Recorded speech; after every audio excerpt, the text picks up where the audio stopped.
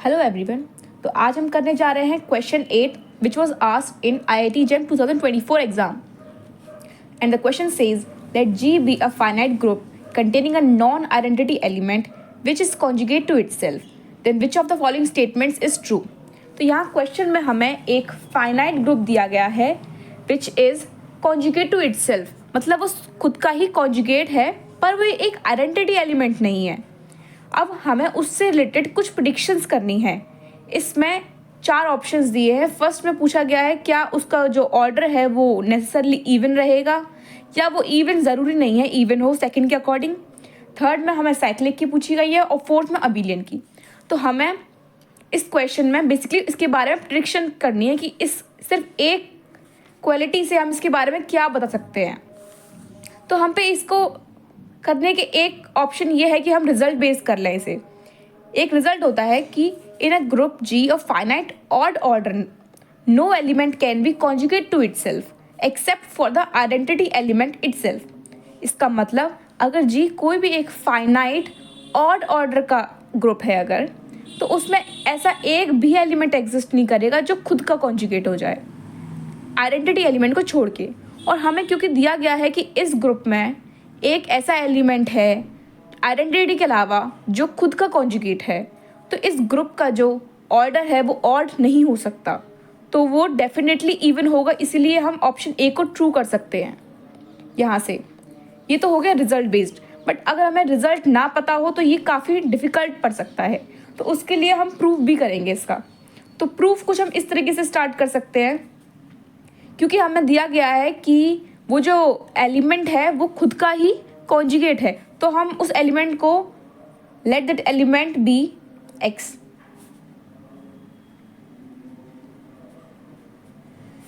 Then we can write that G inverse X G equals to X inverse. मतलब कि हम पे G एक एलिमेंट ग्रुप के अंदर ऐसा एग्जिस्ट कर जाएगा। अगर ये ग्रुप के अंदर एग्जिस्ट नहीं करेगा तो ये इसका कॉन्जुगेट नहीं कहलाएगा, पर G उस ग्रुप के अंदर एग्जिस्ट अगर करेगा तभी ये इसका कॉन्जुगेट कहलाएगा और हमारी ये डेफिनेशन क्लियर हो जाएगी फिर। ठीक है, तो हमें ये पहली कंडीशन मिली हुई है और यहाँ पे x is not equal to identity ये भी गिवन है, मतलब कि x का ऑर्डर 1 नहीं हो सकता यहाँ पे। अब नेक्स्ट हम यहाँ से क्या लिख सकते हैं कि X G is equals to, अगर हम दोनों साइड G का मल्टीप्लाई कर दें तो हमें मिल जाएगा G इंटू एक्स इनवर्स। हम इसे ये भी लिख सकते हैं, या इसे एक और तरीके से लिख सकते हैं हम, वो क्या है, या ऐसा करते हैं हम इसे ऐसे ही रहने देते हैं, है ना। और फिर हम इसे आगे अगर सॉल्व करते हैं तो हमें क्या मिलता है कि एक्स जी, इसकी अब हम हायर पावर्स निकालने की कोशिश कर रहे हैं, तो एक्स जी का स्क्वायर अगर हम करेंगे तो क्या मिल जाएगा हमें, एक्स जी इंटू एक्स जी। ओके, सो हम इसको कैसे लिख सकते हैं, और ऊपर हमें दिया हुआ है कि एक्स जी की वैल्यू तो जी एक्स इन्वर्स के बराबर भी है, तो हम इसको ही पुट कर देंगे यहाँ पे कि जी एक्स इन्वर्स हमें ये मिल गया, और इससे हमें क्या मिल जाएगा, ये जी स्क्वायर के बराबर हो जाएगा। तो हमें ये बहुत अच्छी चीज़ मिली है, इसको हम आगे भी यूज़ करेंगे। जैसे कि हमें मिला एक्स जी का cube is equal to x ji into x जी का स्क्वायर।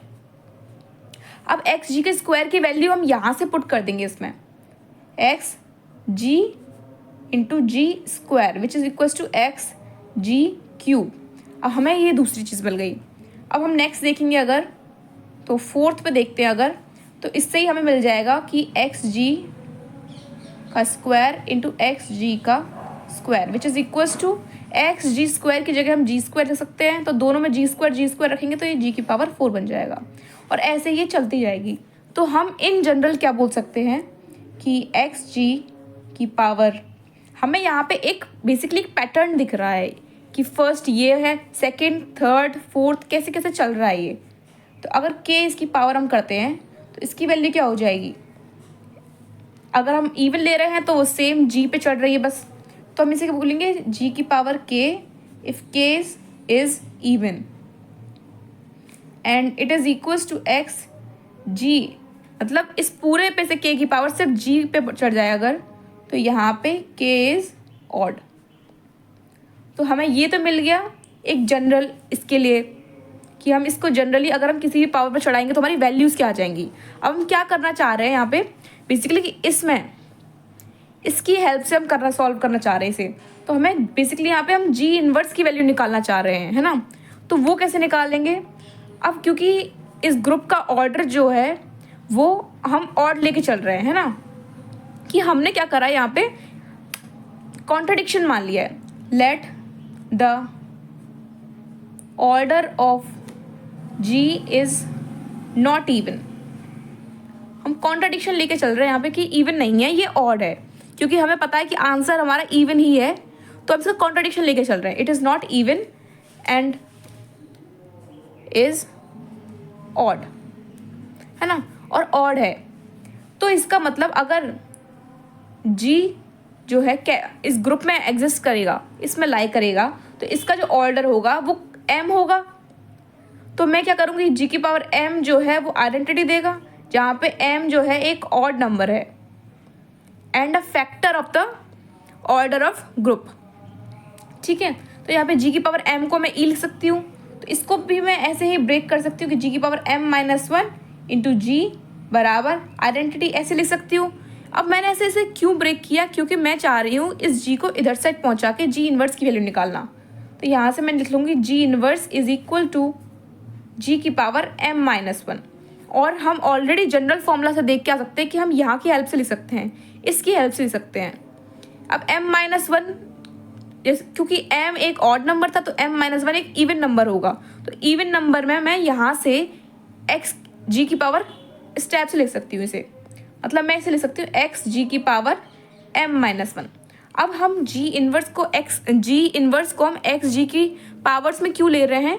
क्योंकि हम चाह रहे हैं कि यहाँ पे ये जो वैल्यू है, यहाँ पे g इन्वर्स की वैल्यू भी अगर मुझे x g के टर्म्स में आ जाएगी तो मुझे g को इधर से इधर साइड पहुँचाना ईजी रहेगा, तो इसीलिए मैं इसे कर रही हूँ, है ना। अब हम नेक्स्ट पेज पे देखते हैं कि इसका क्या करना है।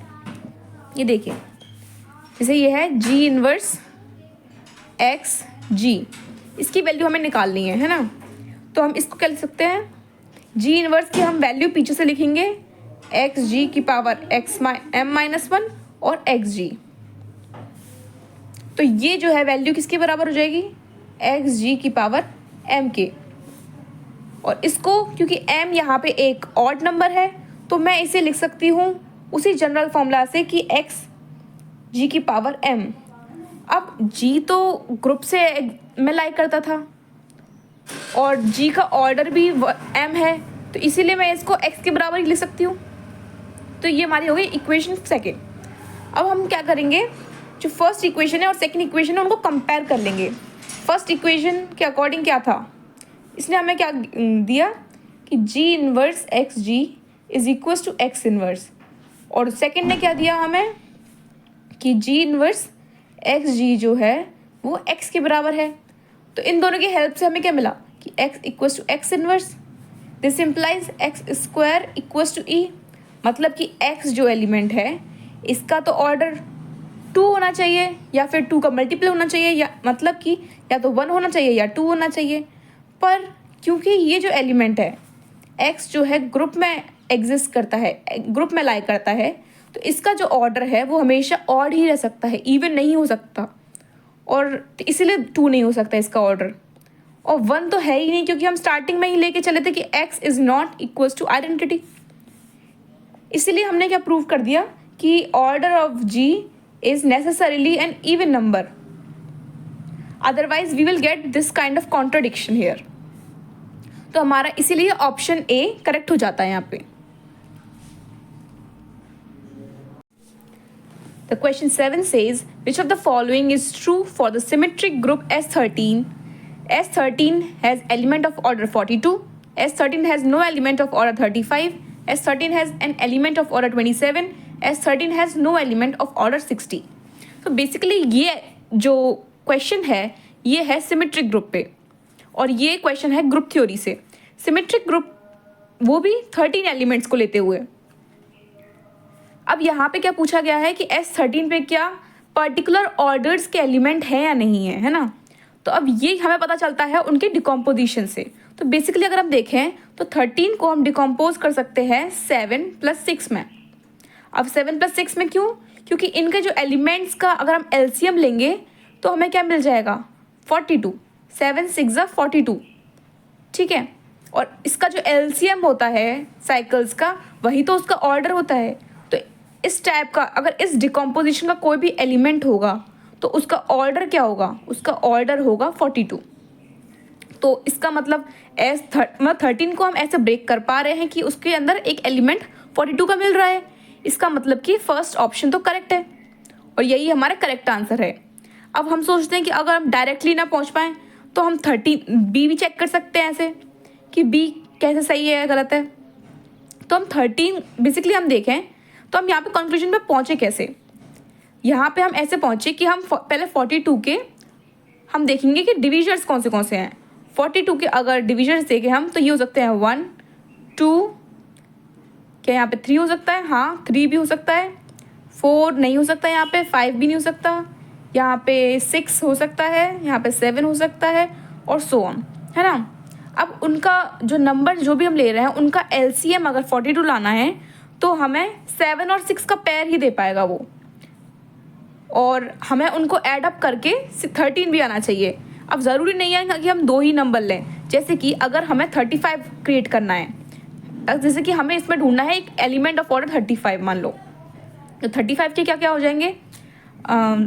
इसको हम लिख सकते हैं 5 × 7 जनरली, या फिर 35 के अगर डिविजर से देखें तो ये हो सकता है 1, 5, 7 एंड 35 इटसेल्फ। ओके, तो अब इसको जो है, इसका मतलब मैं इसको 35 को 5 × 7 लिख सकती हूँ और मुझे इनको ऐड अप करके क्या मिलना चाहिए? 13, क्योंकि डिकम्पोजिशन तो 13 का ही होना है हमारा। तो हम इसे लिख सकते हैं कि एलसीएम तो पर हमारा 35 ही आना चाहिए, तो हम इसको लिख सकते हैं 13 = 7 + 5। अब पर ये दोनों तो मिलकर 12 भी दे पा रहे हैं, तो हम इसमें ऐड 1 कर देंगे, क्योंकि 1 का अगर हम एलसीएम भी लेंगे इनके साथ तो वो कुछ भी दिक्कत क्रिएट नहीं करेगा हमारे लिए। ये भी एलसीएम 35 ही दे देगा। इसका मतलब इस S13 में एक एलिमेंट 35 ऑर्डर का भी है, बट बी में हमसे पूछा गया है कि उसमें एक भी एलिमेंट नहीं है, तो बी हमारा गलत हो जाएगा। इसीलिए हमारा ऑप्शन ए ही सिर्फ करेक्ट है।